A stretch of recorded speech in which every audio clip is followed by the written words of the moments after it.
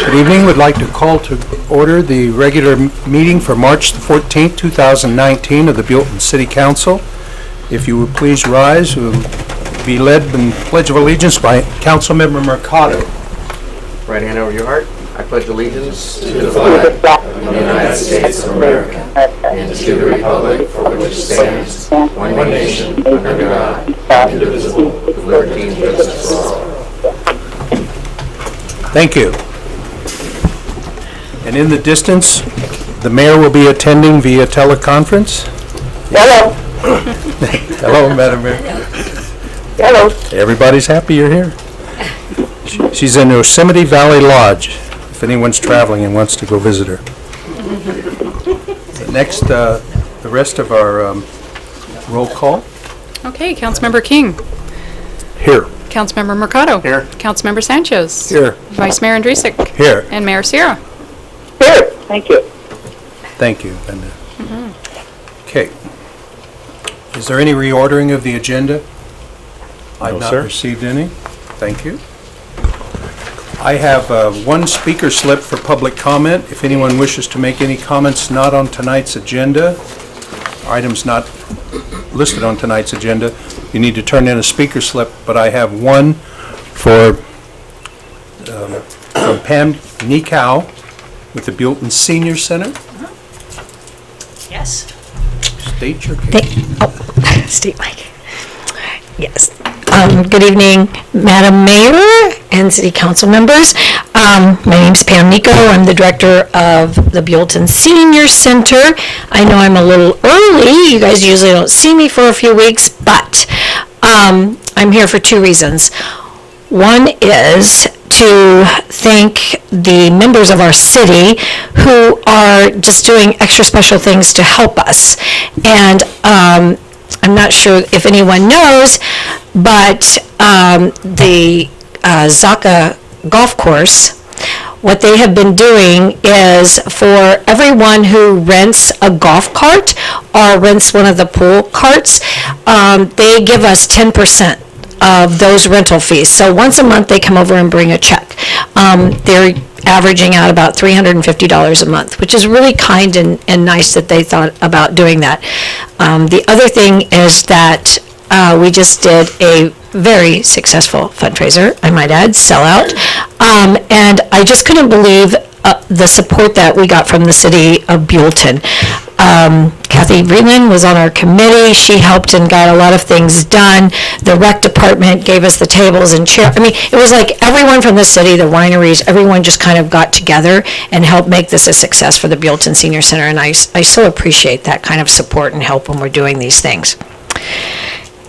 Now for the second item. 2 years ago, we came and filled out our grant request on what we felt like the Buellton Senior Center needed, which we, at that time in, I believe it was 2016, we asked the city for $70,000. We were granted $59,000, and at that time, at the end of the meeting, I was asked if we wanted to be put on as a line item.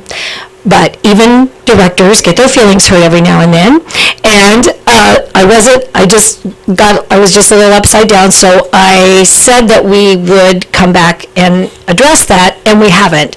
So now I'm going to ask you, or request of you, to consider us for a line item. I think that we all know that the Buellton Senior Center is a vital part of the community of Buellton, that we're doing more than just Meals on Wheels. We're actually the social needs services of the city, and that a lot of the citizens of Buellton depend on us and depend on our services, which are more than just food, with the transportation and the medical vans and helping them get where they are. We have now actually become an official affiliate member of the United Way. That's a big deal. I know I'm taking it's not on.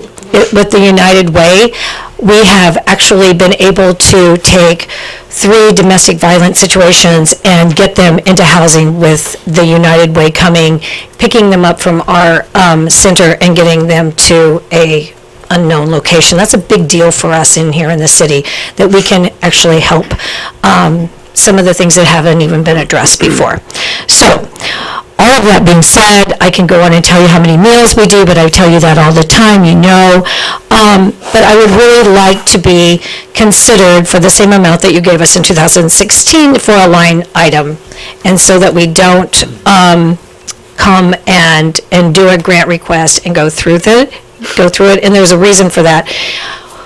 In October and November, we lost some very major grants, and the reason why we lost them was from Weingart and the county because of the Thomas fires and the mudslides. There were other places that they had to put their money for immediates, and so ours were cut, and we took a big hit. And so we need to know like what we can count on, like instead of it being up in the air, that it could, you know, just to make plans. We've adjusted for those cutbacks. We've adjusted our payroll. We've cut, I think, something like 30 hours a week off of our payroll. We adjusted with our food costs, but we need to know, you know, we just need to have some stability in with our grants. So that's why I'm requesting to become a line item. Do you have questions? Do they ask me questions? Thank you, Pam. Thank you. I do not have any other speaker slips. Is there anyone else that wishes to speak before we close public comment? Seeing none, we will close public comment and make a comment about the spring beautiful day we've had today here in the Sandy Ynez Valley. Wonderful place to live, Pam. Yes. And everyone else in attendance. Holly, you missed a great day. It's pretty nice up here, too. I figured that was coming. Thank you. Thank you. We have two. Yeah, I know. We have two items on our consent calendar. The minutes of the February 28th regular council meeting, a list of claims to be approved and ratified for payment to date for fiscal year 2018-19. Do we have any? I move to Motion? accept the consent calendar. Second. As stated. As stated. Second. We have a motion and a second. Linda, if you Okay. call the roll. Councilmember Mercado. Aye. Councilmember King. Aye. Councilmember Sanchez. Aye. Vice Mayor Andrusik. Aye. And Mayor Sierra. Aye. Thank you. Next item is council member comments. John? I worked together with Mr. King and went over some numbers with the engineering this week. Okay. And we got a report of, we may have our new light for the flagpole soon, but not yet. It's moving forward. Moving forward. Art? I'm good. Dave? I'm good. Madam Mayor, do you have any good of the order comments?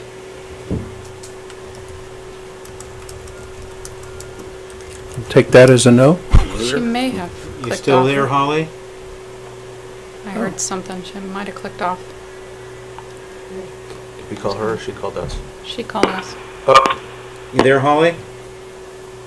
Okay, Bobcat. Well, if she comes back, I think we could. No, yeah. I'd say that. We'll have to wait, she'll call back in. It's official. The basketball game has started. That's official, she's gone. Okay. Well, are we okay if she Hi, calls Holly. and come back? Okay. Thank you. You're back. Holly, I'm back. we Thank had you. council comments. I didn't know if you heard any of them, but do you have any council comments? Do I have any council comments? Yes, ma'am? I would like, and I'm sorry, somehow I got cut up. I don't know if anybody mentioned bringing the senior center, that line item as an agenda item. Pam was here. For perhaps the next meeting. You didn't hear the public comment. She presented. I did No, hear but- public comment. You're asking for council member comments? Oh, thank you. What she's saying, sir, is, does anyone want to direct staff to agendize that as a line item for our next meeting? Thank you. Yes, sir. Thank you. That's would what I was second trying that to if that's say. a motion. No. No, it's just direction. Just direction. Correction. Yeah, hey, Mark, can you guys do that? Done. Do what? All I just said, make it a line item. Okay. Yeah, we can put it on the next agenda. Okay. Thank you. Thank you, Holly. Okay. My only comments again are the, our slowdown. I was encouraged that Eric Daniels was on his way. I hope maybe he comes and gives us some enlightenment tonight, but we do need lighting. If we're not going to have some kind of a commitment, I'd really like us to have portable generators. It's very dark out on the Avenue of Flags. So I think we deserve something to light the way. Should we have a altercation, it would be pretty embarrassing. So that's all I had, and I think we can ask. Eric has been in contact with us via email. I appreciate what he does, but I think we need maybe a time frame. It doesn't sound like they have a timeline set up for lighting repairs. Okay, written communications. Do we have any? No, sir. All righty. Committee reports. I just had one. North County CAGs met, and about the only thing that affects our area is Caltrans put on a presentation about a roundabout of Highway 166 and Black Road, and the North County CAG still holding fast for a stoplight instead of a roundabout. And then last night, the Valley Bike, SPCAG's heading up a Valley Bike survey, and I went, Irma was there, and it was very informative. There were about 21 people there, and people are trying to figure out what they want to see in the valley. That trailway that we keep talking about planning, that is absolutely number one in San Ynez Valley. And I guess they had talked to Rose about a little bike training area at Riverview Park. That was a huge hit, too. So that's my report. Thank you. Appreciate it. More to come. Anything, Art? Nope. Ed? Yes, sir. Excuse me, Vice Mayor. Just to clarify that, on the ad hoc committee for the engineering contract, is that John and I met several times, went over a lot of numbers, not only from Tetra Tech, but from M&S. We also did meet with them directly to clarify some things that were not, clear in our minds because of maybe the way the billing was written or who could do what. So just to clarify that we have gone, over a lot of this engineering documentation, and I think that we're ready to move forward. Thank you. And we'll be moving to that one-on-one shortly here. Committee reports.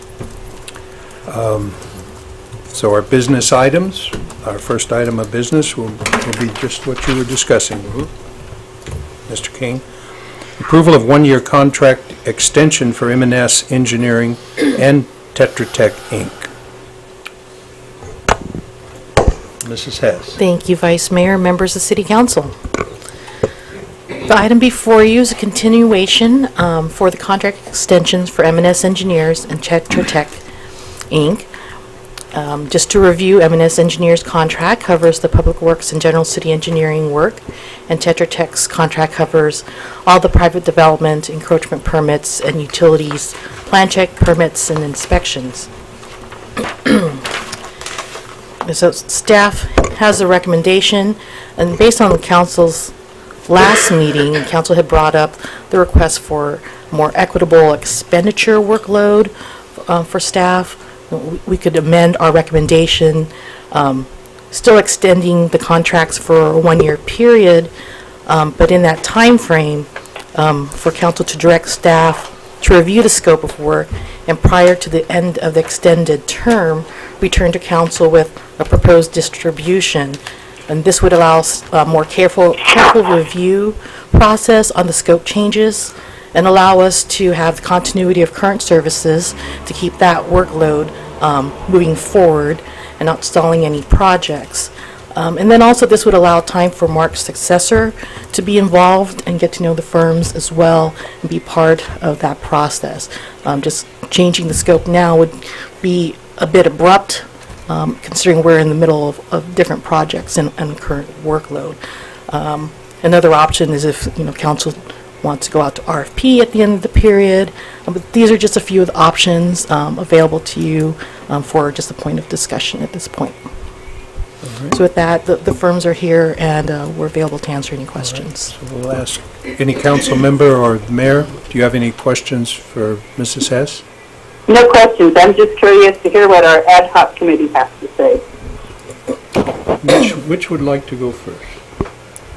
So John? I would go. I would, All right. in reviewing a lot of the stuff, discussed with both the engineering firms, a lot of my concerns were part of the jobs that could be separated and put into smaller, maybe somebody that could do stormwater on a different deal, on maybe training our own staff to be a stormwater inspector instead of having an engineering have such an involvement at such a high cost. And then there's other parts that are backflow parts that are other small parts. And I'd like to, I don't know, we would split into an RFP for certain sections of it and maybe, shopping a little more for some of the things. And I would suggest going for another, to start figuring out a way to cut this into smaller pieces and smaller costs. We only have 2 engineering firms right now, and I think it's time for management and staff to figure out a way to make those smaller pieces of the pie so that it wouldn't be such a high cost in each one. Even having maybe staff trained to do some of the things that are not as engineering required or at such a high cost. So that would be my recommendation. I think that's part of what Rose said was RFP into the end. If I can add some consideration to what Councilmember Sanchez has mentioned, as far as training staff. Let me just make sure, Holly. Holly, can you hear that? I can, thank you. Yes. All right, just want to make sure. As far as training staff, that is an option, but consider staff's current workload. The reason we do farm those items out is because we don't have the staff time available to do those work.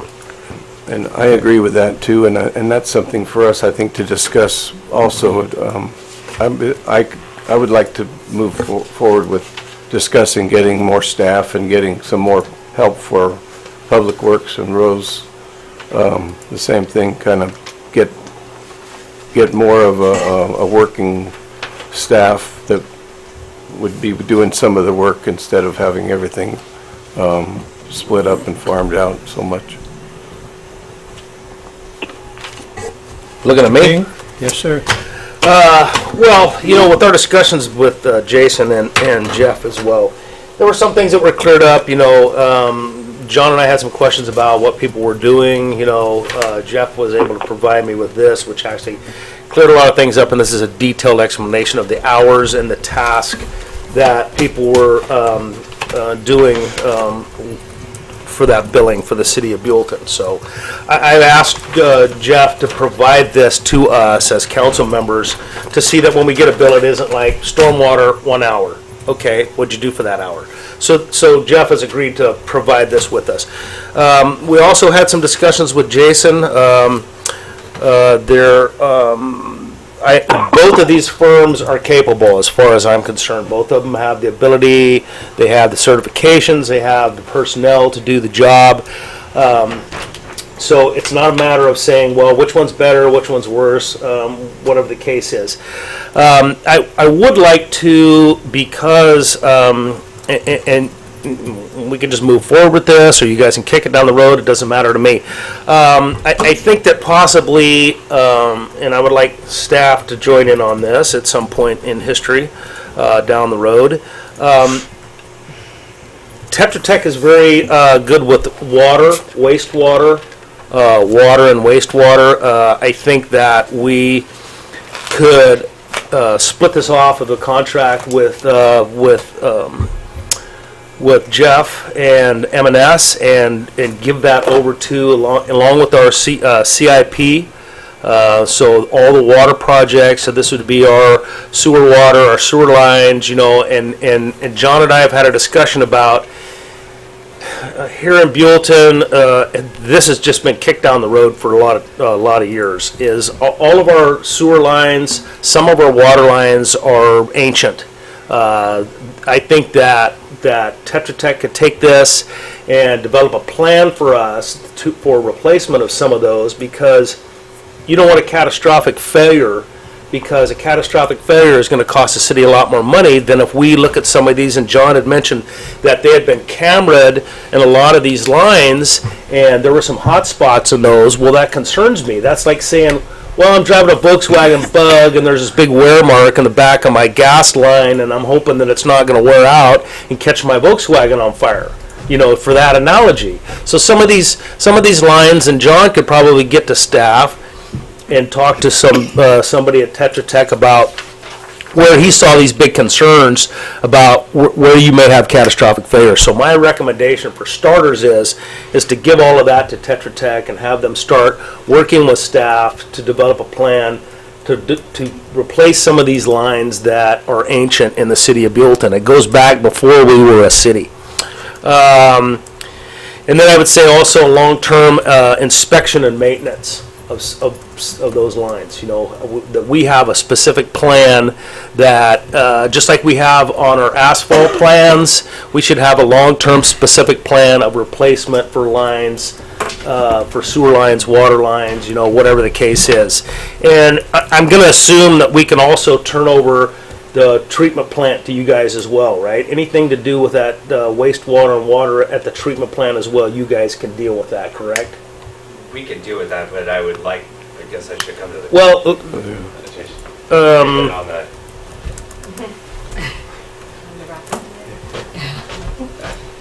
I would believe that we can do that. Right. This is Jason Fussell with Tetra Tech. That would be new to us, so we would want to make sure before I commit to something to make sure that that would be something we could do. So okay. Before committing that. Right. The other point that I wanted to make is that I think we can work with staff. Actually, it'd be more of Rose working with you on looking at what things are impractical to give to another firm. Like Jeff goes back to before the corporation, I'm assuming. I know he goes back to a leasing corporation. And he's got plans that to just say, okay, we're giving these to you now. I mean, it would be very difficult by me looking at those, by what they have tracked over the history of the city, to just turn that over to someone else. So I don't think it'd be practical.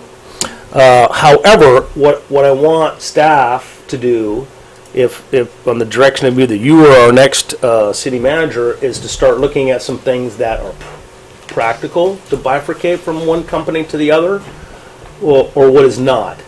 You know, because it would not be cost effective in my mind for some things to just be thrown over to another company. So I don't know if John agrees with me, but I think he can chime in that we should extend, with the exception of this, if they're willing to take that, right?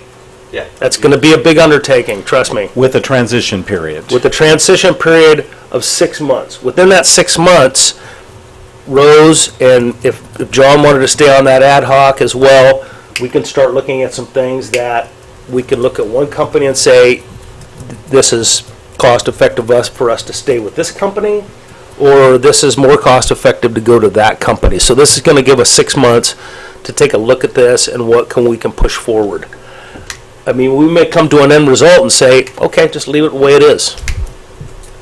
So I guess my recommendation to this board is that 6 months down the road, if he's willing to take on stormwater and wastewater, if he's not, then Jeff will keep it. It's easy as that. And in 6 months, we'll take a look at this again. Yeah, I think it's a fine recommendation. I think that would work. Okay.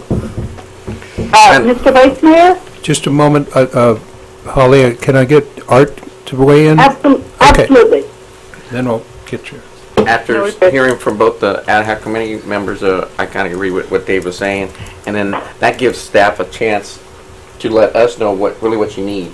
I know long term, yeah, it might be nice to say we want to hire more people, but we also have to look at CalPERS and some other issues with hiring more staff, and so it might be more cost prohibitive to extend that and continue with what we have now with Tetra Tech and M&S. So we got to look at the bigger picture. So I would tend to agree with Dave here and see the whole 6 months and see where it all plays out, if that agrees with both of you guys. Or it's daylight savings time and we can just work Rose 12 hours. You already do. She doesn't want to drive the tractor. Okay. Madam Mayor. Thank you. I had a couple of questions. First of all, Rose, do we have replacement plans for the water and wastewater pipes? Is there a replacement plan in our books? Not an extensive one. We have a lot of work that we've started to review, like as John had mentioned, we started CCTVing and we have the hotspots identified, and there's more that needs to go through it to prioritize, identify scope of works, things like that. So there is still a lot to do with that. It's not as established like our pavement maintenance program is. Okay, but we are in the process of prioritizing and figuring out what needs to be done. Yes. That's good. That's really good. The other, I guess I just need clarification. Dave, you were saying that in the next 6 months, assuming Tetra Tech wants to undertake this, we will be transferring water and wastewater from M&S to Tetra Tech. Is that the game plan in the 6-month time period? Correct. And I think that because they are engineers, I think that they will be able to come up with some kind of a plan for us, to say, okay, this is your top priority, this, push this down the road a little bit, whatever the case may be. But I think it's been a long time coming. When you and I first came on city council, they were talking about that 12 years ago.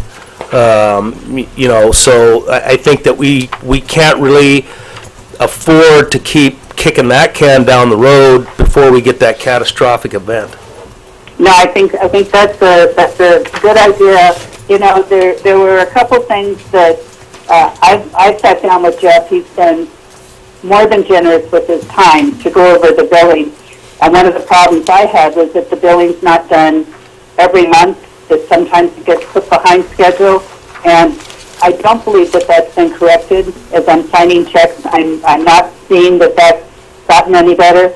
And at the last meeting, Jeff mentioned that they had enough business that they were trying to get a hold of Tetra Tech so that they could farm out some of their work.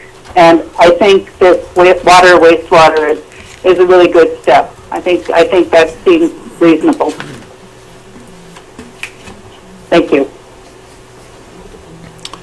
Okay. Well, for my part, I think what I wanted to interject, because it's like we've been putting out the fires. We just take care of problems instead of identifying. John has brought to our attention, we have knowledge, we have recordings of fissures or weak spots in our distribution system, and it will cripple the city if we were to have a major break. And I know shortly after we purchased the golf course, I think the 4-inch water line, when they were cleaning up the tree situations, 4-inch water line ruptured, and there was a lot of water in the golf course in one particular spot. But it did go right to the river, so we didn't lose anything. But I think that we need to be proactive in doing planned maintenance, if for lack of a better word. Right. I think rather than talk about it, we might get some suggestions. I appreciate people being willing to consider RFPing, because there may be some things that need to go for RFP. But I wonder if staff can also let us know if there are entities that as something comes up, they basically go out, instead of just calling someone, they go out to if we've got something that we've got a six-month window on getting it done. It's not ruptured. The ground hole is not sinking, but we have a need to do something about it. Perhaps offer RFPs for or bids for someone coming in with a specific project. I think we've had major, for example, when we put the new roof on the reservoir. It was a very expensive thing, and if we had just done it time and material, it tends to get away from you. So that was one part. My observation, and I appreciate this coming back, was that, and we were talking briefly about it. I did not take specific numbers, but on average, we had a 6-month average, mentioned it lightly last meeting when we were continuing this. Tetra Tech had averaged $6,100 a month for their income from their work for the city. It was a 5-month period with M&S, but in that 5 months, the average was $47,600. And I think we all are in agreement that each firm is equally capable of performing the functions that they are performing. And I thought that we should find a way to be more equitable, but there's not a dividing line. There's no, and I appreciated Mr. Edwards suggesting that he would farm out some of the jobs, but I think that's really city's responsibility rather than have our customers or our contractors telling us what we should have. We probably ultimately will have through the budget process. We've got a great finance program. I think we could, we do and Rose was very good when she took over Public Works with establishing priorities, things that were 1 year, 5 years, critical things. And I think we've been fairly successful, but I think if we incorporate that thought process into our management of our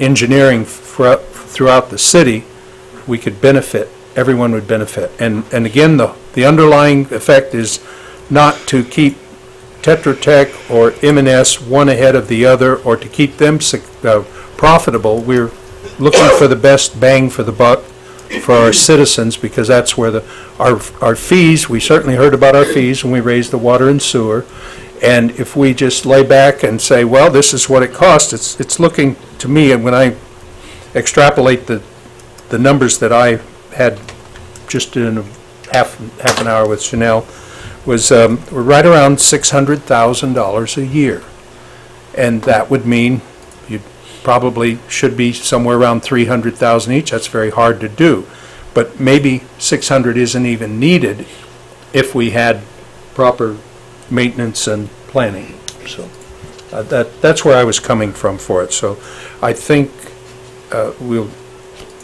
maybe we need some sort of a plan. If someone could give us a timeline that we could say we'll revisit this, and we were talking 6 months. Should we have a 90-day update to see if anyone's put their heads together and said, here's what we've noticed? I think you can see the progress. I mean, I could see in 3 months from now, we could see what the progress is of not only staff, but how they're willing to work with us, and I think that would be we'd be happy to give updates right? monthly as far as when different things, if something comes up after a month and it's significant, we'll alert the council and up to the 6-month period. And I think it's going to take more meetings with John and I to look at, not only work with Rose on issues, but as I mentioned before, certain things was like, if we gave something all to them, it might take them 6 months to figure out how to do it. I mean, that would be impractical in my mind of trying to take things just shove it over to another firm and have them be so far behind the curve. And I wouldn't do it for free. I mean, if I gave all this information to a company and said, well, we got to work on that for a while, I wouldn't do it for free if I was that company either. So this is what I think we need to weigh out, is what's practical for us to take, give to another firm, and what's so impractical that it would cost us more money for the other firm to catch up. So what I'm hearing is a 6-month extension of things as they currently are, and during those 6 months, we'll be working on, and it looks like water and wastewater are primary, or are those moving now? I think you said extending the contracts for a year, but within 6 months, we've transferred. Only extending this for 6 months, and then when we get to that point, we can say, okay, now we can do this for 2 years if we want. If we're all happy on this dais to say, okay, you've taken this, giving it to them, they've taken what they're doing, giving it to over here. That's the case. Well, I'm saying in 6 months, anybody of us up here or on staff should be able to say, okay, this is the direction we're going to go. And instead of us continuing to come back and kick that down the road, we can give them a 2-year contract at that point. Whoever it, well, Tetra Tech 2 years, M&S 2 years, done with it. Okay?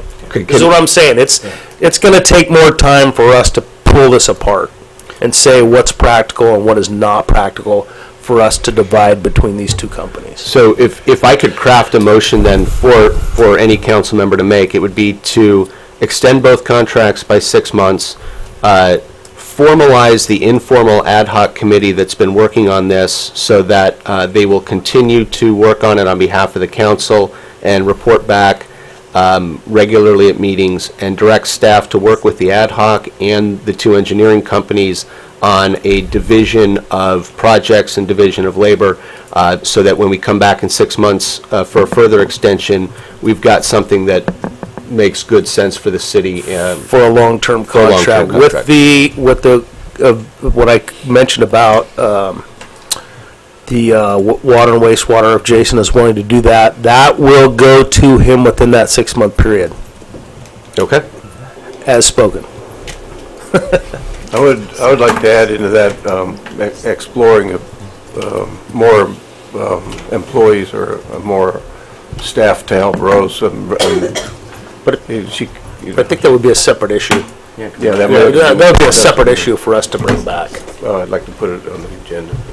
Okay, that's fine. So with that being said, Greg, I think, Dave, would you be in favor of? Yes, if we said every other meeting that we had some real live facts and figures of, okay, these following areas we've discovered, because staff may be aware of the conditions in certain areas of town are more critical for repairs or replacements than others. Right. And so that would keep the ball moving forward. But I think we do need to address, this is probably our single biggest controllable expense. Right. And I think we should. And I think within that 6-month period, Mark could just put that on the agenda for an update. Yeah, I was going to suggest we just have it at a place, maybe every other meeting, or if you want to have it, it's fine. But that's fine. If you discover something, you shouldn't have to wait 2 weeks. Put that on the manager's report. Mm-hmm. Okay, so Vice Mayor. Yes, ma'am. So we're saying that within the 6 months, that water and wastewater will transition to Tetra Tech within the next 6 months. Is that what I'm hearing? Correct. Okay. And you needed a motion for that, so, or was that just consensus? I move that as dictated by our city attorney, that we adopt this for a 6-month period, as stated. That would be a direction to staff to split. Well, we're extending their contract for 6 months. And that gives you time Right. to work as the ad hoc too. So so that's my motion. I'll second that. Okay. Okay, Ready. Councilmember King. Aye. Councilmember Mercado. Aye. Councilmember Sanchez. Aye. Vice Mayor Andrusik. Aye. And Mayor Sierra. Aye. Thank you. All right, so we've taken we have that agenda item handled. Would it be, should we ask if the either of the engineers want to make any comments, given what we've discussed? They can, but I think Yeah. Done deal. they're fine. Okay, Done deal. fair enough. Didn't want you to feel like you didn't get a chance to put your 2 cents in. Appreciate you guys coming today. Likewise. All right. So that's the action item. Next.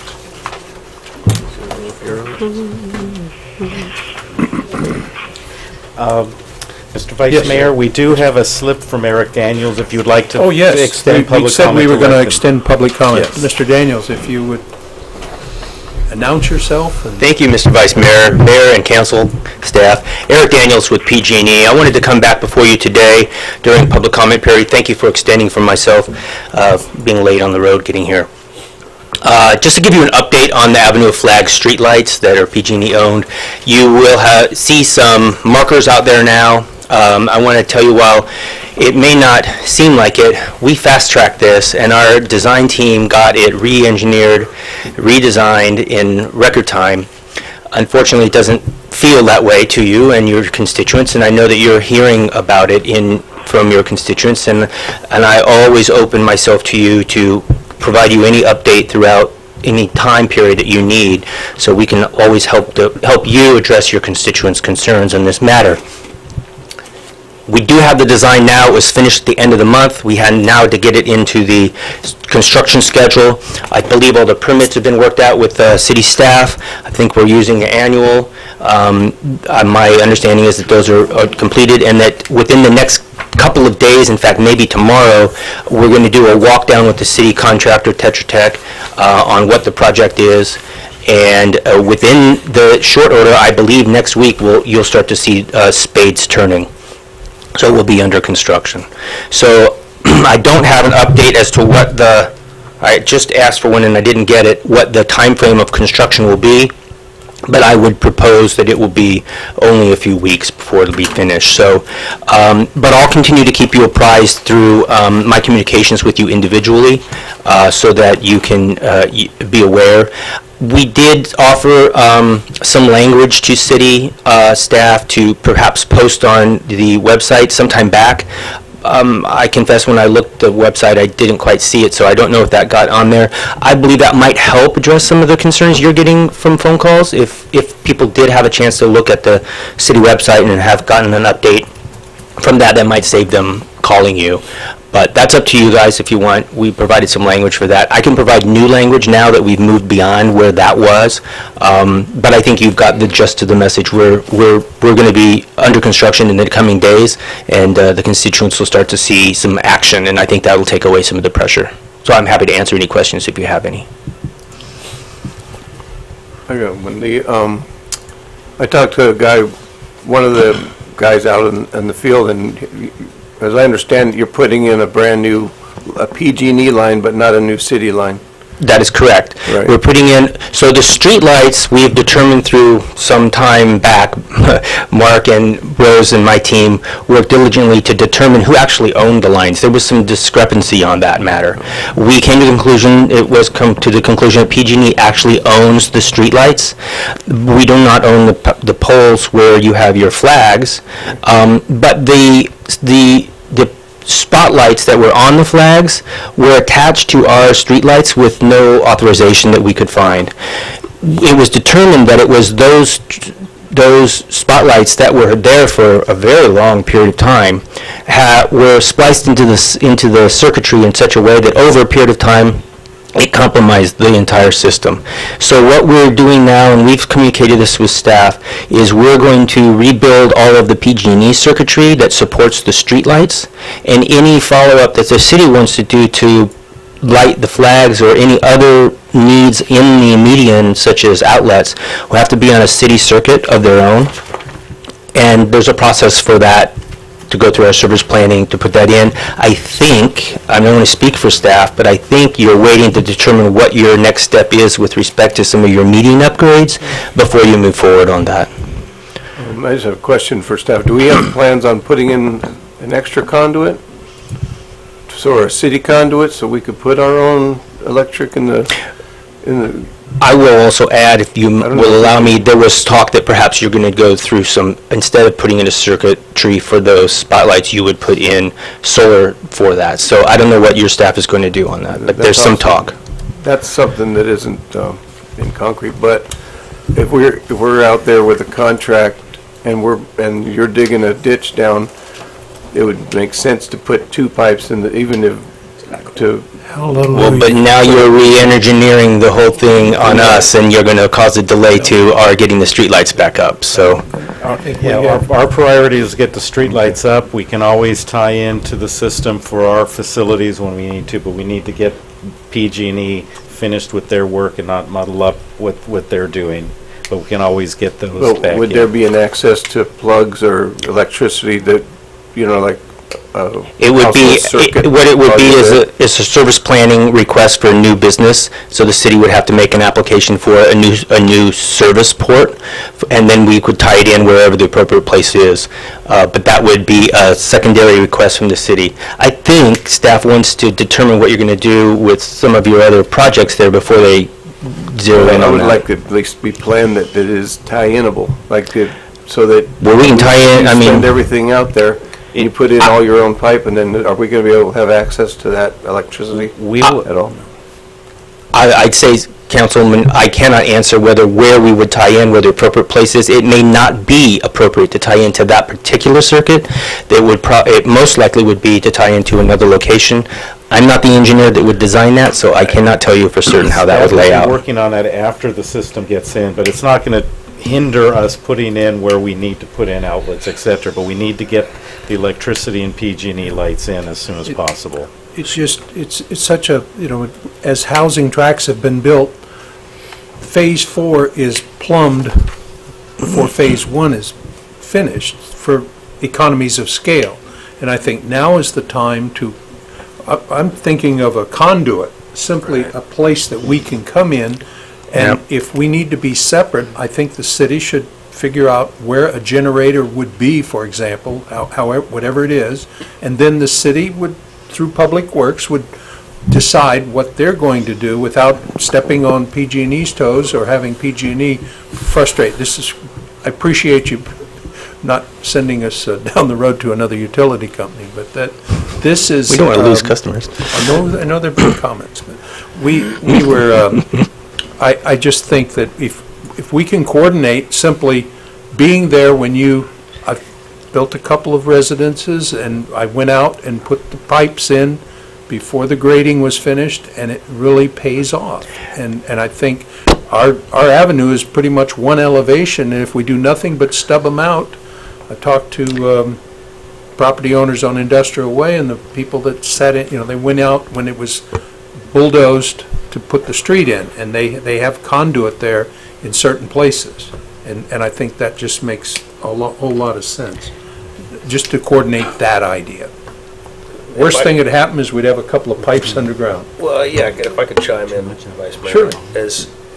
You can kind of see where we're all coming from. Oh yeah, but you guys, and I understand where you're coming from as well, because it's paperwork, it's got to do this is plan.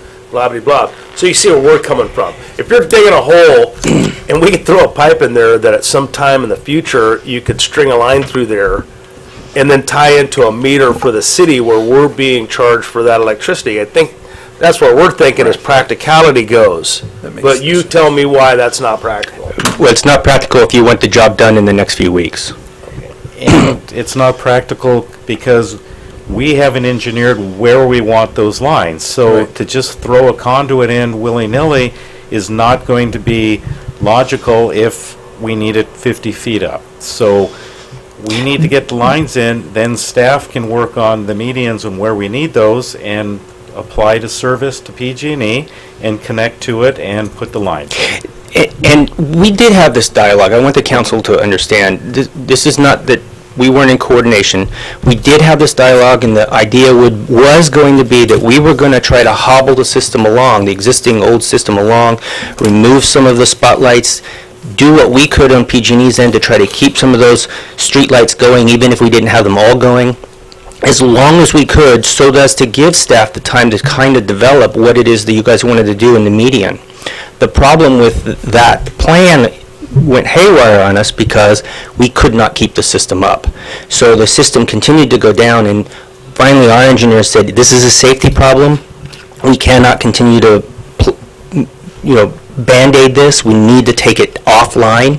And that made it then an emergency for PG&E, because now it's a liability to us with no streetlights there. So we had to fast track it to get it done, and that left the city staff in the dust on their planning. So it's not anything that wasn't tried to been coordinated. It's simply that the timing will not coordinate.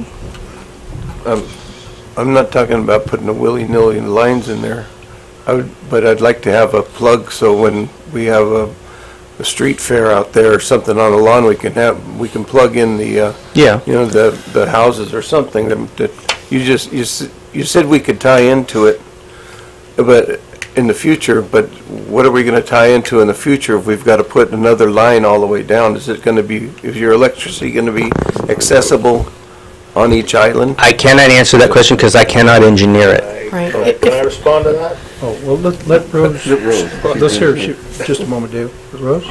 What Mr. Daniels is saying to you, PG&E has designed their line, and it's a line dedicated for the streetlights. If the city wants to put in, conduits for plugs or whatever, it would have to be a separate project. The location, we can design that into, but where we tie in is going to be a different location, not necessarily in the same system as their streetlights. It's going to be in whatever transmission service line, distribution line that PG&E has. So we don't know where that's going to be. When we submit an application to PG&E, that's where we fall in the queue, and they basically assist us in design where those are going to be.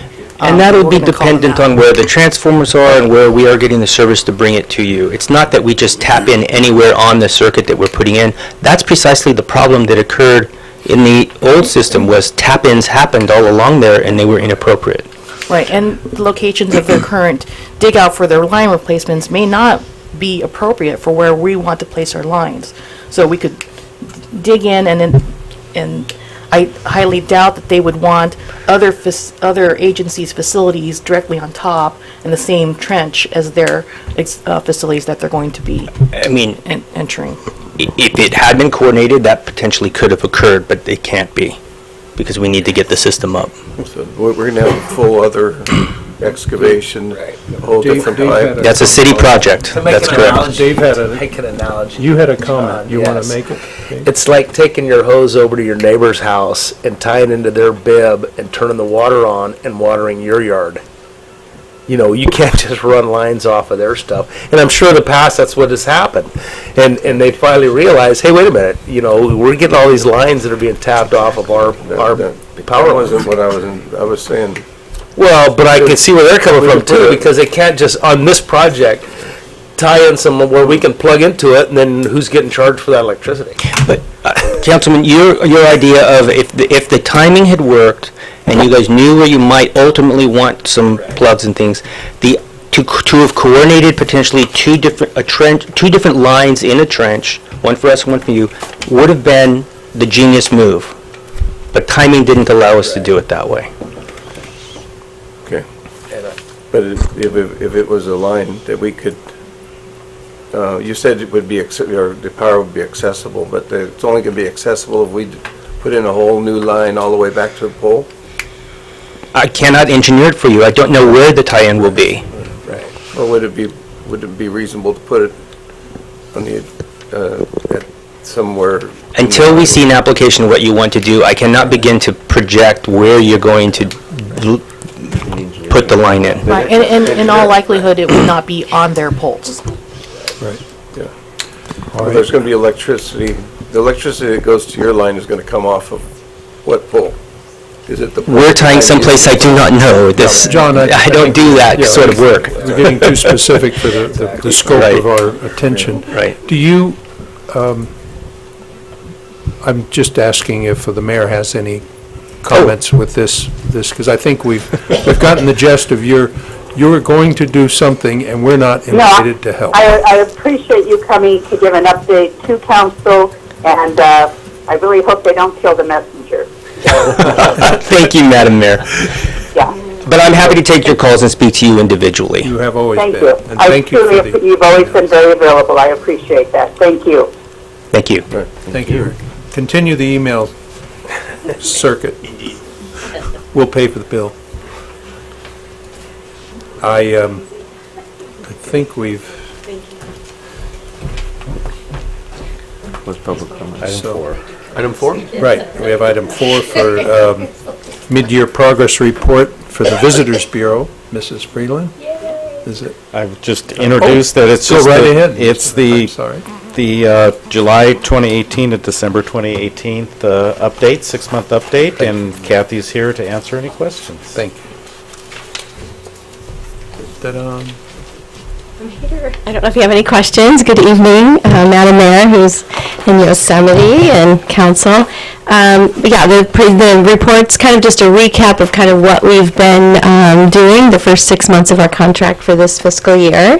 So it's been busy. A lot of our focus too this year was, of course, developing our new brand and website and marketing that. So a lot of our energy has been put on that, and also building up our social media. So I just kind of outlined all the different areas of what we've been doing, where our income is, where our expenses have gone to. I'm happy to answer any questions. It just kind of goes through all the print and digital. I don't have a formal PowerPoint presentation at this point. This is just kind of an up to speed, kind of where we've been the first 6 months of the year, and what projects we're working on. A couple things coming up. Well, I'm happy to answer any questions, and I'll tell you some things that are coming up if you'd like. But I don't know if you have any questions after reading this, or wanting to know more of what we're working We'll on. run through the questions first, then, if you would like. Yeah. Okay. Yeah. Any questions of Mrs. Freeland? No. Just Madam Mayor? No, nothing from me. Thank you. Okay. Now we're going to hear Kathy's. No, I just wanted to share some things going on. So our PR team, I know I've bragged about the team we put together right now, but we have a really dynamo team with our PR agency that we're working with, as well as our marketing consultant. And some of the areas that, just so you're aware, and I try to forward these to the council and my board of directors when they come through, but some of the work that they've been doing and where we've been named out there, and in some of the publications that we've been named in.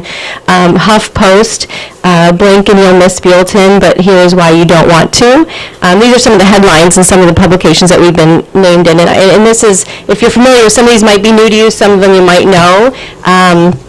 The Condé Nast Traveler, 5 best day trips from Los Angeles. Buellton was named in that list. In the Variety, the best post-Oscars vacation spots for celebrities and civilians alike, so that kind of ties into the whole Sideways movie as well. 12 best new places to vacation in 2018, that was on MSN. Buellton's been named in all of these locations. The Thrillist, 8 American cities making big improvements in 2018, we were named in that list. So, and it goes on. Matador Network, I know I've shared some of these with you. Best places to travel this March, Buellton and the Wine and Chili Festival gets called out. Couples getaways that actually rock. That was in budget travel. That was, Buellton was named there. 50 top small towns to visit in 2018. That was U.S. World News. And then Apartment Therapy just recently named Buellton as the #1 best place to live if you love wine. So, kudos to our PR agency. They're doing an excellent job. I know coming up this weekend, Sunday, of course, is the Wine and Chili Festival, so I hope you can all join us there. Yes, Dave, it's St. Patrick's Day. Just put your green on and come on out. But it's looking to be a beautiful day, and we're doing really well with our ticket sales. But we have a group of travel writers coming in also on Sunday for 2 nights. We're going to be bringing them to the festival and also entertaining them. The Marriott is hosting them for us, and they're going to be wining and dining and seeing some of our attractions the next few days after that. So that's exciting. We also have another event coming up where we're taking it to LA. And putting an event together down there for travel media. We've got another big international show in June that we'll be cooperating with San Ynez Valley and Solvang and some partners as well. excuse me, that's down in Anaheim, and following that, they do what's called a post-FAM, which is a familiarization tour. It's through our state tour office, Visit California, and it's an awesome opportunity because this IPW International show is not always in California, and so when it is, and it's so close as Anaheim, we're really, really fortunate to have these people on our soil here that we can then entertain them or hopefully get them to our destination either before or after the show. So Santa Barbara, Visit Santa Barbara is actually hosting, working with the state office for 30, there's 15 travel trade, which is maybe your tour guides, travel agents, and then also 15 travel media, which is your writers that write about travel. So they're coming to Santa Barbara after the show. We're going to hopefully bring them up over the hill. Solving and I are working on that together to host them here. So we're really looking, I mean, it's a huge opportunity for us that I don't want to miss. We don't always get these kind of things in California. They're in other states throughout the country. So anyhow, really great work. I think our TOT is looking up. Our hotels are, we've had a long, rainy winter, and that's not easy, but they've been hanging in there. I've reached out to them. We all try to stick together and work together and find out where we can help each other out. And some of these events that we're hosting help. Of course, Sunday night, Chili Fest, I know the campground is Sideways, they're doing really well. So for a Sunday night occupancy, that's great. So anyhow, this is just kind of to give you an idea of where we are, what we've been up to. We're there. If you ever need us, come by and see us anytime. And if you have questions, I'm happy to answer. Thank you. Yeah, somebody actually told me today that all the hotels are booked. For this weekend? Yay. Yeah. And it's a taste of Solvang as well, so it's kind of nice when we can fill up everybody's hotel rooms on a weekend. So good stuff. Yeah. That's great. All right. Thank you, Kathy. Yep, thank you. Madam Mayor, any issue? I could say do a terrific job, and I'm really impressed. Good job, Kathy, Jody, all of you. And she heard you. Thank you. We move to our, thank you, Kathy. Agenda, we're at item 5. We have a comment.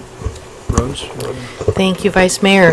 So at the request of the mayor, we'd like to continue this item to March 28th. That way, the full council will be present for the discussion. In doing so, we still have this item to be brought to Planning Commission next Thursday as well. Okay. I will concur that. Thank you. Just a consensus for the 28th. Absolutely. Okay. Thank you. Thank you all very much. I appreciate that. Moves us to agenda item 6 regarding a draft environmental impact report for, I'm sorry, Mark. I apologize. Andrea, it's your item. Excuse me. Thank you. Thanks for writing it in there. Madam Mayor, members of the City Council, on February 15th, the city received a notice of preparation from Santa Barbara County regarding a draft environmental impact report that is being prepared for the Plains Replacement Pipeline project. A copy of the notice of preparation and project overview has been included in your packet as attachment 1. And this document provides a project background and initial analysis and summary of the potential environmental impacts associated with the proposed project. To briefly summarize, the proposed project consists of a new approximately 123-mile-long oil pipeline to replace an existing line, and a small portion of that existing line does run through, currently runs through Buellton on the west side of town between both Hanada and Oak Valley schools. The proposed project would abandon this line and construct a new line just outside city limits to the west. And as part of consideration of the project application, Santa Barbara County must prepare an environmental impact report to analyze potential environmental impacts as a result of the project. And as an affected public agency, the City of Buellton has the opportunity to provide comments on the scope and content of the environmental information that is to be included in the environmental impact report for the project. Per time limits, as defined by state law, the city's response must be received within 30 days after receipt of the notice. So the deadline to provide our comments is tomorrow, March 15th. Staff has prepared a draft response, which has been included as attachment 2 in your packet. And I would just like to note that the intent and purpose of this meeting is not to express support or opposition for the project. It's specifically to provide feedback on the scope of the environmental document that's being prepared. An opportunity for support or opposition for the project will come once the environmental document is complete and the public hearing is scheduled for the proposed project. So as you see in attachment 2, staff has prepared several topic areas that are seen as a concern or more appropriately important areas for additional analysis within the environmental impact report for the project. And so those are one, which is safety, and that's related to the safety of our residents during construction due to the proximity of the pipeline to residents and schools. The second one is traffic, and this is related to the increased traffic that will likely result during construction. You know, there's going to be additional trucks associated with the construction activities, and there's a whole list of those types of vehicles that would be associated with the construction. The next would be noise, and that would be also associated with the construction near residential uses and schools in Buellton. And lastly, air quality, which and that's associated as a result of, again, construction activities, including things like dust control. And lastly, as a general comment I included in the draft letter was that an encroachment permit will be required to be obtained from the city for all work that is done within the city of Buellton prior to construction. So at this time, staff is recommending that City Council review and the materials provided and provide input and direction to staff regarding the city's formal response to Santa Barbara County on the scope and content of the environmental impact report for the project. I just want to mention to the council, and the director did a very nice job of it, we're going to have time to comment on the content of the actual environmental impact report, and the city will have time to stake out a position as to the wisdom of the project or project alternatives.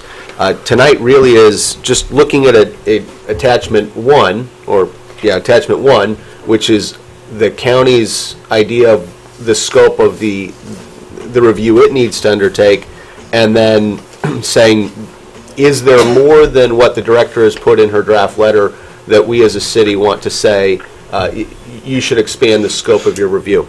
I'll be honest, this is the longest scope of review I've ever seen at this point.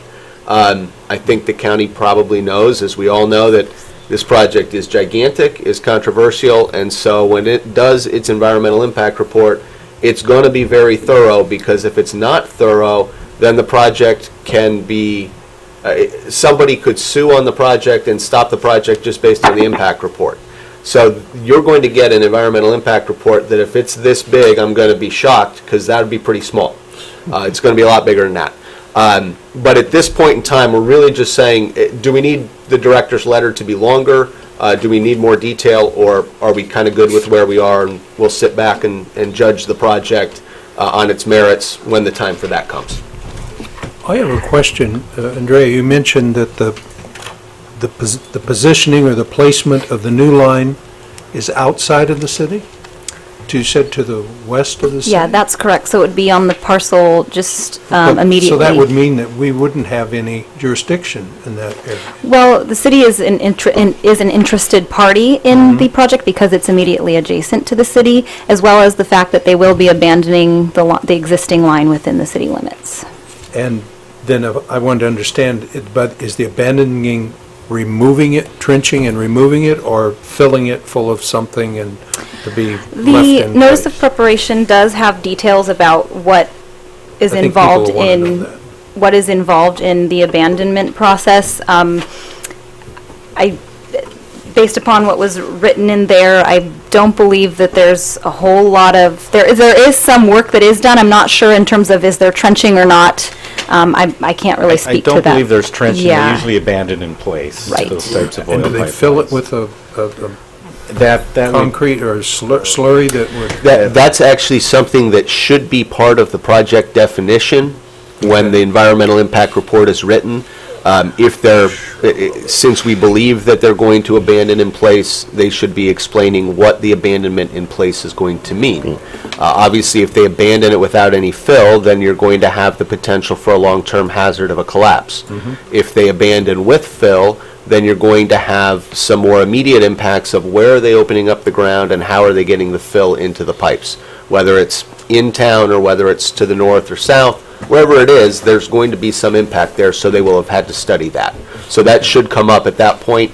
And frankly, I'm thinking between a year and 15 months before we see this again. It's going to take them some time to do this report. Yeah, and the 4 categories I think that Andrea put together take care of the impacts for anything that occurs in the city. And they would have to get encroachment permits from us as well. Right. What size is the line that they're abandoning? Is it 30-inch or? I believe it is 30 inches, yes, based upon my conversation with. It was the one that they redid a few years ago, if you remember. There was, they did some they did some trenching and did some repairs to the line. And so their anticipated size, is it going to be the same? I believe it was 16 inches, so it'll be smaller. 16. Oh, 16. Thank you. I thought you said 60. But as far as this report says, that there's only about 77 miles that if the owners of those property requested to have that removed, that they would do so. Okay. You know, but it gives it standing, so that's the most important Right. part, that even though it's outside the city limits, we have a voice at the table. Yeah, and so anything here, excuse me, Andrea. So anything here, if it was, we could probably request that those lines be removed. I was going to actually mention that as property owners do have the option to request that the line is removed. However, and that would be, up to the individual property owners. But, yeah, and again, that would come with the project details, and they would study that as part of the all the different alternatives that would be studied in the EIR. Just a little light reading. Thank you. With that, we have one speaker slip from Marcelo Sequoia. Sarkia. It's your turn. If anyone else wants to speak on this, speaker slips are near the front door. Thank you, City Council, Mayor. Thank you, Marcelo. Just speaking as a private citizen, I'm Marcelo Sarkia. I live at 380 Oak Tree Way. This pipeline, although it's outside the city limits, is very, very close to Oak Valley School. So we should be aware of that and keep those kids safe. Thank you. You meaning the existing or the proposed? The proposed. Okay. The existing actually is stopped, but it's between the two schools. Okay. Thank you. We have another speaker slip from Steve Greg. Steve Gregg, I'm sorry. Yeah. Thank you. So, Madam Mayor and members of the council, I'm Steve Gregg. I'm with Plains. I'm here mainly to introduce myself, let you know that I'm kind of representing Plains for the area. I'm a local Galuda resident, and I can answer some of the questions, but I understand that, kind of the purpose of tonight is just to identify the city's comments on the notice preparation. So. Thank you. Do you have any suggestions for it? No, the process is underway. So the next step is they're preparing an environmental impact report that the city is commenting on. The county's schedule shows that draft being out sometime in the fall of this year.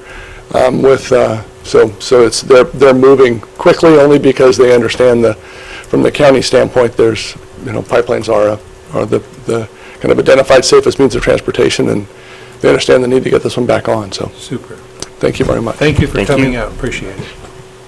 I do not have any other speaker slips. Is there anyone else that wishes to comment on this agenda item? I'd like to make a motion to thank Andrea. I was just going to check to see if Madam Mayor had anything. Oh, Vice Mayor? Yes, sir. Yes, ma'am. I do have a couple comments and a couple of suggestions.